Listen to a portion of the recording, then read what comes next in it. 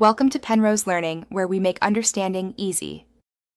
You start by making the circuit safe. Turn off the breaker and confirm with a non-contact tester.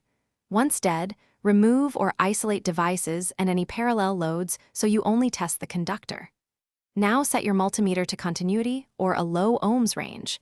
Touch the leads together to verify a short beep or near zero reading. Make the first test at the outlet or junction you'll trace from, holding leads steady. This establishes a baseline, so you know the meter is functioning correctly.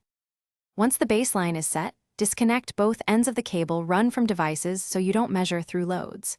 You'll test hot to neutral, hot to ground, and each conductor pair for continuity. A beep or low ohms means a continuous path.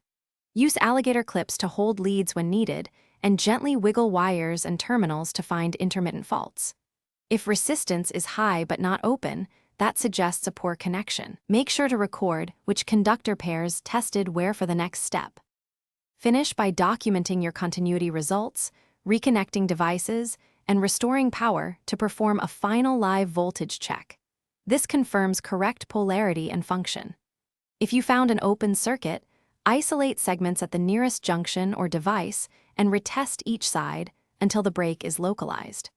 Make sure to replace any damaged connectors or re-terminate backstabbed wires under screw clamps. Troubleshooting tip: when continuity unexpectedly fails, suspect